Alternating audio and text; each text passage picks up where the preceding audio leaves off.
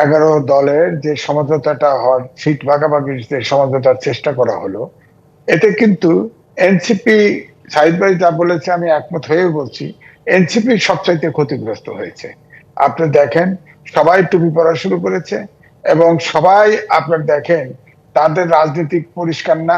তারা বিএনপির সাথেও চেষ্টা করেছে, জামাতের সাথেও চেষ্টা করেছে, শেষ পর্যন্ত জামাতের সাথে তারা গেছে। তারা বলেছে মধ্যপন্থার দল, তারা সাম্য চায়, তারা ন্যায় বিচার চায়, সমাজে বৈষম্য বিলোপ করতে চায়। তাদের তো শেষ দাবি ছিল যে ফেসিবাদী বিলোপ। তার প্রতিশব্দ আসে যে উল্টা শব্দ হলো গণতন্ত্র, মানবিক বাংলাদেশ, আইনের শাসন, ন্যায়, আইনের শাসন, সুশাসন। তো সেখানে এনসিপি কয়েকটি ভাগে বিভক্ত হয়ে গেছে। তো এখন নারী প্রার্থী দেখেন, এখানে কোন দলের ভিতরে নারী প্রার্থী নাই। একজন আছে, সেটা অন্য দলের, জামাতের নাই। তো সুতরাং আমি বলবো যে অভ্যুত্থানের শক্তি, এটার তো একটা টিকে থাকা দরকার ছিল। তারা তো ধরেন উপদেষ্টা ছিল তিনজনই তো সরে আসছিল। তারা যদি এইভাবে কোনো জায়গায় যুক্ত না হয়ে ধরেন 1-2 বছর বা 3 বছর নির্বাচন নাও করতো, তারা যদি প্রেশার শক্তি হিসেবে থাকতো, তাহলে কিন্তু তাদের যে মোটামুটি মৌখিকভাবে যে পলিটিক্সের কথা বলেছে, যে ন্যায় বিচার, তারপরে সাম্য, তারপরে আইনের শাসন, সুশাসন, এগুলো কিন্তু তার বাস্তবায়নের জন্য একটা চাপ তৈরি করতে পারতো। এখন তো তারা যে জামাতের সাথে ঢুকে গেছে, ইতিমধ্যেই দেখেন যে সবার মাথায় টুপি ঢুকে গেছে। অর্থাৎ তারা বোয়াল মাছ যখন ছোট মাছ খায়, তখন কিন্তু তাজাটাই খায়, এরপরে হজম হয়ে যায়। এরাও হজম হয়ে যাবে এবং এরা পলিটিক্স থেকে আমার মনে হয় না যে আর দাঁড়াতে পারবে ভালোভাবে। এটা আমি বলবো আমাদের দেশের জন্য ক্ষতি হলো। যে তরুণরা, এখন তরুণদের 4 কোটি ভোটার আছে, তারা সবসময় দাবি করে। এখন তরুণদের আস্থাও তো এই লিডারশিপের উপরে আপনার আস্থা রাখবে না। আর তরুণদের নেতৃত্বে আর সহসা আন্দোলন, প্রবীণরাও কিন্তু আস্থা রাখবে না। কারণ দেখেন 52 সাল থেকে সব আন্দোলনের অগ্রভাগে ছিল ছাত্ররা। সাঈদ ভাই মুক্তিযোদ্ধা ছিলেন। আপনি দেখেন 71 থেকে শুরু করে তো 71, 90, আপনার 24, তিনটা আমরা অন্তত সিনিয়র যারা আছি, আমরা রাজনৈতিক অনেক সূচকে এগোইছি, কিন্তু রাজনৈতিক সূচকে পিছিয়েছি। আমাদের আশা ছিল যে এই অভ্যুত্থানের পরে আমরা অন্তত আমাদের আশার দিকে অন্তত গতিটা সমাজের সৃষ্টি হবে। সেটা এনসিপির উপরে শত সমালোচনা করলেও ভরসা করেছিলাম। আমাদের সেই ভরসাটা পূরণ হচ্ছে না বলে এই দফায়ও আমরা মনে হয় আমাদের প্রত্যাশা পূরণ হচ্ছে না। জি, এই বলছিলেন। আমি একটু এনসিপির বিষয়ে বলতে চাই। এনসিপি বলছে যে এটা নির্বাচনী জোট, এটি কোনো আদর্শিক জোট না। আপনি সেই বিষয় নিয়ে কথা বলছিলেন। আমরা একটু সেই বিষয়টাই আলোচনা করে তারপরে আমরা একটু উগ্র গোষ্ঠীর বিষয়ে আলোচনা করতে চাই। না দেখেন, এটা নির্বাচনী জোট হোক আর যাই হোক, শাহিদ ভাই আগে বলেছিল যে আসলে এটা জোট হয়েছে। এখন তাদেরকে 30টা সিট সম্ভবত তাদেরকে দেয়া হয়েছে। তাদের 300 সিটেই কিন্তু তাদেরকে জামাতের পক্ষে কথা বলতে হবে। এবং বলছেও তাই। তারা এখন বিএনপির বিপক্ষে সব প্রার্থী বলতেছে, জামাতের পক্ষে বিপক্ষে বলছে, জামাতের পক্ষে বলছে। এটা তো নির্বাচনী জোট তো বটেই। তারা তো, তাদের তো এখনো কোনো আদর্শ তৈরি করতে পারে নাই। তারপর ধরেন এই ইসলামিক ঐক্য জোট তো সম্ভবত আর আসছে না। তারা নিজেরা আর একটা জোট করার চেষ্টা করছে বলে ধারণা। তাদের জন্য 2বার সময় পেছানো হয়েছে, কিন্তু তারা আসে নাই, তাদের প্রত্যাশা পূরণ হয়নি। তো তারা এখন যে সিট রাখা হয়েছে তাতে তারা এগ্রি করবে বলে মনে হয় নাই। অর্থাৎ এই জোটটাও কিন্তু ভেঙে যাচ্ছে আমার ধারণা। তো সুতরাং আমি বলবো যে এই জোট যে করা হয়েছে, ধরেন তারা তো সরকারে যাওয়া প্রত্যাশা করে, এরা ইশতেহার দিবে কি করে? ধরেন আলাদা আলাদা যদি প্রতীক নিয়েও নির্বাচন করে, তাহলে তো যাদের মতো আলাদা ইশতেহার দিবে না একসাথে দিবে? ধরেন তারা সরকার গঠন করলো, সরকার গঠন করলে এক একজনের রাজনীতি নীতি আলাদা, তাহলে তারা কোনটা করবে? জামাত হলো ওখানে সবচেয়ে বড় দল, জামাত যে পলিসি পার্সু করবে সেটাই তো তাদেরকে মানতে হবে। আমি যেটা আগে উদাহরণ দিচ্ছি। সুতরাং আমি বলবো যে হ্যাঁ, এই জন্য বলছি যে এটা কিন্তু হোমোজেনিয়াস জোট হয় নাই। পলিটিক্যাল জোট না হলে তাদের পক্ষে ক্ষমতায় গেলেও কিন্তু রাষ্ট্র চালানো সম্ভব না। জি, আমি একটু উগ্র গোষ্ঠীর কাছে জিম্মি অন্তর্বর্তী সরকার, এই বিষয়ে কি আপনি একমত? না, আপনি দেখেন যে বিদেশে ব্যালট আপনার প্রবাসীদের ভোটার করা হয়েছে। হ্যাঁ, ভোটার যে কেউ হতে পারে, কিন্তু আমার বক্তব্য হচ্ছে এই যে তড়িঘড়ি করে আমাদের এই দেশটা তো এখন প্রবাসীরাই চালাচ্ছে বলা যায়, ডুয়েল সিটিজেনশিপ, এটার ভিতরে তো অনেকেই আছে। তো যাই হোক, এখন আপনার তারা প্রবাসী, তাদের প্রবাসীদের সাথে দ্রুত ভোটার করছে। এখন আমার বক্তব্য হচ্ছে এর ভিতরে ডুয়েল সিটিজেন, ধরেন আমেরিকার, আমি একজন টক শো করতে গেছি, সে আমেরিকার সিটিজেন, সে এখানেও ভোটার হয়েছে, তার আনুগত্যটা কোথায়? এক। দুই হচ্ছে যে ধরেন এই যে তাদের ভোটার করার পরে কয়েকটা দেশে তো ব্যালট পেপার উদ্ধার হচ্ছে, কারো বাসায়, এর বাসায়, ওর বাসায় উদ্ধার হচ্ছে, তাহলে ভোটটার নিরপেক্ষতা থাকলো কোথায়? জি, এই প্রসঙ্গটা নিয়ে আসলাম, আপনি নিজেই বললেন। হ্যাঁ, তারপর বলুন। হ্যাঁ, তারপর ধরেন বাংলাদেশের ভিতরে আপনার ভোটার ট্রান্সফার করা হচ্ছে, এক অঞ্চলের ভোটার, অর্থাৎ জামাত বিশেষ করে বলতেছে যেখানে তাদের ভোট ভোট কিন্তু তাদের ভোটের সংখ্যা তো জানে, ভোট সংখ্যা যা তার চেয়ে ধরেন কম আছে, 5,000 ভোট একটা সেন্টারে, ওই 5,000 ভোট অন্য অঞ্চলের আর ভোট এখানে ট্রান্সফার করে নিয়ে আসতেছে। এগুলো করা হয়েছে তো, এবং এগুলো নিয়ে আলোচনা হচ্ছে, কিন্তু বিএনপি জামাতের কৌশলের সাথে হয় পারছে না, অথবা তারা কোনোভাবে নির্বাচনে যেতে চায় এরকম। সুতরাং এগুলো তো সব অপকৌশল।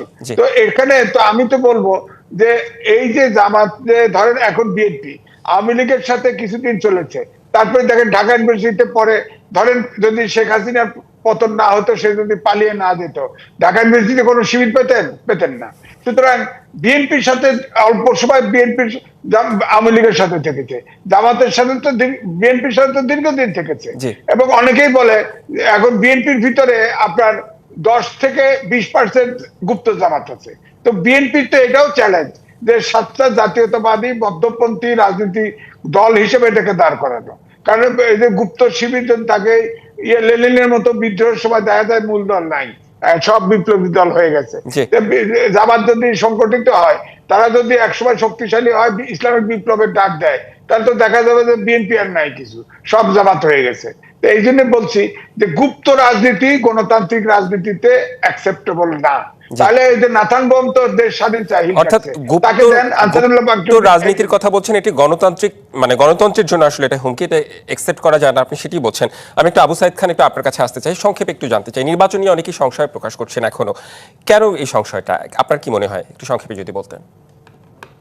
না, নির্বাচন তো আমরা চাই, সবাই চায়, এবং জনগণের একটা চাপ আছে, তো যে নির্বাচন হওয়া উচিত, রাজনৈতিক দল, বৃহত্তর দল, বিএনপি সহ অন্যরা চাইছে, কিন্তু সরকারের যে আচরণ কিংবা কতিপয় দলের আচরণ, তো সেগুলা নির্বাচন অনুকূলে মনে হচ্ছে না। কেউ কেউ আগাম ইস্যু তৈরি করার চেষ্টা করছে যে এই নির্বাচন প্রশাসন, পুলিশ কোনো দলের প্রতি সমর্থন আছে, অর্থাৎ নির্বাচন নিরপেক্ষ হবে না, মেসেজ অনেকেই দেওয়ার চেষ্টা করছে। তো সবকিছু মিলে তারপরে আমার কাছে যেটা মনে হয় যে জনগণই তো সবচেয়ে বড় শক্তি। জনগণের মধ্যে যেহেতু নির্বাচন ভোট দেওয়ার আগ্রহ রয়েছে, জনগণের বিভিন্ন অংশ, যেমন ব্যবসায়ীরা মনে করছে যে তাদের বিনিয়োগ এবং অর্থনৈতিক প্রবৃদ্ধির জন্য সেখানে নির্বাচিত সরকার দরকার। সাধারণ মানুষও মনে করছে আইন শৃঙ্খলার অবনতি যেটা ঘটছে, এটা উত্তরণের জন্য নির্বাচিত সরকার দরকার, এবং সব পক্ষ থেকে এই ধরনের আকাঙ্ক্ষা তৈরি হয়েছে। আমার কাছে মনে হয় শেষ বিচারে এই আকাঙ্ক্ষারই জয় হতে পারে বলে আমি মনে করি। তবে নির্বাচন বিরোধী শক্তি এখানে আছে, গুপ্তভাবে আছে, মানে কৌশলে আছে, বিভিন্নভাবে তারা অবস্থান করছে, এবং তাদেরকে মোকাবেলা করাটাই আমার কাছে মনে হচ্ছে এই সুষ্ঠু নির্বাচনের জন্য সবচেয়ে বড় চ্যালেঞ্জ। জি, নিশ্চয়ই। এম এ আজিজ, আপনার কাছে খুবই সংক্ষেপে একটু জানতে চাই, নির্বাচন নিয়ে কোনো সংশয়? সংক্ষেপটা হচ্ছে, আমি সাইদবার সাথে একমত হয়ে আমি শুধু বলছি, এই যে ইসলামিক আন্দোলন বাংলাদেশ যদি জামাত থেকে ছুটে যায়, তারা সরকার গঠনের প্রত্যাশা আকাঙ্ক্ষা তাদের আর থাকবে না। তখন কিন্তু এই জামাত, আমি পরিষ্কারভাবে বলছি, তারা নির্বাচন, এনসিপি, এরা যাতে নির্বাচন না হয় সেই ষড়যন্ত্রেই তারা থাকবে। সুতরাং আমি যে বিষয়টি আলোচনা করতে চাই সেটি হচ্ছে যে উগ্র গোষ্ঠীর কাছে জিম্মি অন্তর্বর্তী সরকার ঠিকভাবে নির্বাচন আয়োজন নিয়ে সংশয় প্রকাশ করলো নাগরিক প্ল্যাটফর্ম। আবু সাইদ খান, একটা আপনার কাছে আসতে চাই, আপনার কাছে কি মনে হচ্ছে যে 24-এর গণ অভ্যুত্থানের পর একটা উগ্র গোষ্ঠীর কাছে আমরা আসলে বন্দী হয়ে গিয়েছি অনেকেই? বিষয়টার সাথে কি আপনি একমত কিনা, মন্তব্য থাকলে জানতে চাই। আচ্ছা, দ্বিমতের সুযোগ নাই, আমরা বন্দী হই নেই, তবে উগ্রবাদের তো একটা উত্থান ঘটেছে, এবং তারা নিজেদেরকে আন্দোলনের সঙ্গে ছিল, একমাত্র ছিল না, তারা তাদের রাজনীতিটা হাজির করছে, এবং সেই রাজনীতিটা হচ্ছে ধর্মাশ্রয়ী রাজনীতি, এবং এই রাজনীতির মধ্য দিয়ে তারা দেশটাকে পিছনের দিকে নিয়ে যেতে চাইছে, এবং তারা মুক্তিযুদ্ধকে অস্বীকার করছে, প্রকারান্তরে অস্বীকার করছে, এবং তারা নতুন করে একটা বয়ান তৈরি করার চেষ্টা করছে। আমরা যেমন আওয়ামী লীগ আমলে দেখেছি যে মুক্তিযুদ্ধকে দলীয়করণ করার চেষ্টা করা হয়েছে, আর এখানে মুক্তিযুদ্ধকে অস্বীকার করার চেষ্টা হচ্ছে, এবং দুটোই হচ্ছে দেশের অগ্রযাত্রার পথে বাধা। তো তারা এই বাধা সৃষ্টি করার চেষ্টা করছে, এবং এইটা বিভিন্ন ভাবে, শুধু রাজনৈতিক ভাবে না, সামাজিক ভাবে উঠেছে। আমরা পাচ্ছি যে গ্রামে গ্রামে সেখানে বাউল ফকির বাড়ি তাদের পর হামলা উৎসব চলছে, দরগা উড়িয়ে দেওয়া হচ্ছে। এমনকি ভালুকাতে সেখানে দীপু দাসকে নির্মমভাবে হত্যা করে গাছে ঝুলিয়ে পুড়িয়ে দেওয়া হয়েছে। এই ধরনের নির্মম ঘটনা একের পর এক ঘটছে, কিন্তু এগুলোকে প্রতিরোধ করার কোনো চেষ্টা করা হচ্ছে না। এমনকি তো আমরা যেটা দেখলাম খোদ ঢাকা শহরে, তো এখানে হাদি হত্যাকে কেন্দ্র করে দুটো পত্রিকা, ডেইলি স্টার এবং প্রথম আলোতে হামলা চালানো হলো। পুলিশ দাঁড়িয়ে দাঁড়িয়ে দেখলো, প্রশাসন নির্বিকার ছিল। ছায়ানট এবং উদীচীর মতো ঐতিহ্যবাহী সংগঠনকেও গুড়িয়ে দেওয়া হলো। তো এসবগুলো তো ঘটছে, এটা তো এর পিছনে তো একটা সুনির্দিষ্ট রাজনীতি রয়েছে, এবং যেটাকে বলা হচ্ছে মব। এবং আমার কাছে মব মনে হয় যে মবের পিছু একটা রাজনীতি রয়েছে, এবং কিছু চেনা শক্তি তার পিছনে রয়েছে, এবং তাদেরকে দমন করার জন্য কোনো চেষ্টা করা হচ্ছে না। জনমনে একটা ধারণা সৃষ্টি হচ্ছে যে মবকে কেন সরকার দমন করতে পারছে না, দুর্বলতা কোথায়।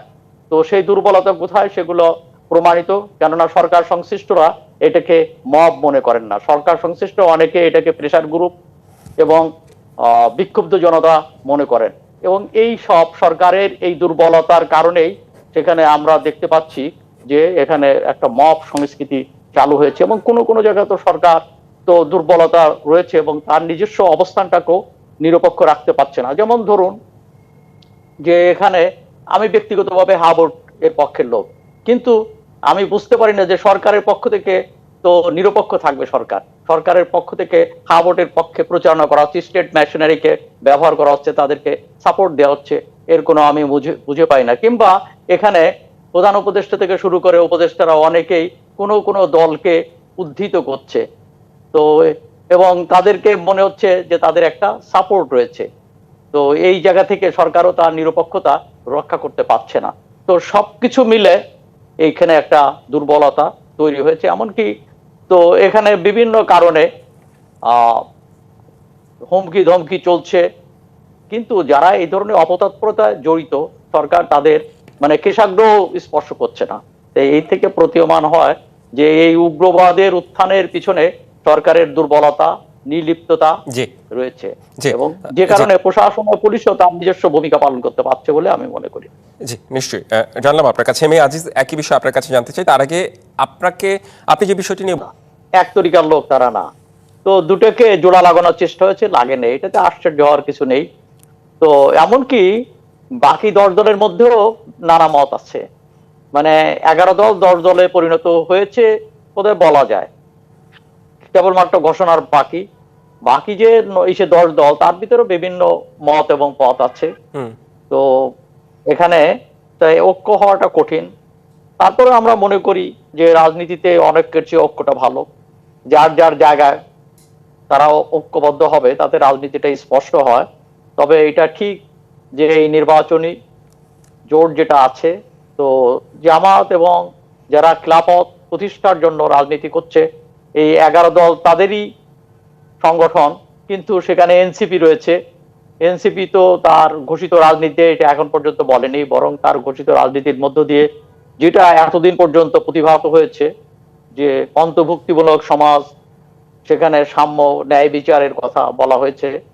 তো সেখানে কোনো ধর্মীয় রাজনীতির কথা এনসিপি প্রকাশ্য বলেনি, কিন্তু সেখানে এনসিপিও ঐক্যবদ্ধ হয়েছে। জানি না এখানে কিসের ভিত্তিতে ঐক্যবদ্ধ হয়েছে, এটা কি কেবলমাত্র নির্বাচনী আসন সমঝোতা? কিন্তু আসন সমঝোতা হলেও যেখানে এটা হয়েছে এটা আসলে জোটই, কেননা তো সেই দলের পক্ষে তাকে প্রচার করতে হবে। যেখানে সে যেমন এনসিপি প্রার্থী নেই, সেখানে জামাতের প্রার্থী থাকলে জামাতের হয়ে কাজ করতে হবে। সেই দিক থেকে আমার কাছে মনে হয় এটা যাই বলা হোক আসলে জোট। তবে এই জোট শুরুতেই তো তার মধ্যে যে ভাঙ্গন দেখা দিল, আমার মনে হয় এই ভাঙ্গন প্রক্রিয়া এখানেই শেষ নয়, এটা আবার নতুন ভাঙ্গনও এখানে শুরু হতে পারে বলে আমি মনে করি। মানে ভাঙা গড়ার খেলা হতে পারে আরো। ইসলামী আন্দোলনের বিষয় কিন্তু এখন পর্যন্ত কিছু বলা হয়নি, কিন্তু এখনো 37টি আসন কিন্তু তারা বাকি রেখেছে। ধারণা করা যায় কি এই 37টি আসন ইসলামী আন্দোলনের জন্য? ধারণা, কিন্তু ইসলামী আন্দোলনের স্টেটমেন্টও দেখলাম, তাতে মনে হয় না যে তারা ফিরে আসবে। তারপর তো রাজনীতিতে তো কিছু বলার নেই, কেন আমাদের রাজনীতিতে একটা সুবিধাবাদী উক্তি আছে, শেষ কথা বলে কিছু নেই। তো এখানে আসতেও পারে, তবে আমার কাছে সম্ভাবনা ক্ষীণ মনে হচ্ছে। ক্ষীণ সম্ভাবনা মনে হচ্ছে আপনার কাছে। জি, এম এ আজিজ, একটু আপনার কাছে আসতে চাই একই প্রসঙ্গে, এই যে আসন সমঝোতা নিয়ে আপনার কোনো মন্তব্য থাকলে জানতে চাই সেটি। ধন্যবাদ আপনাকে, দর্শক শ্রোতাকে, সাইদ ভাইকে। দেখেন, এই যে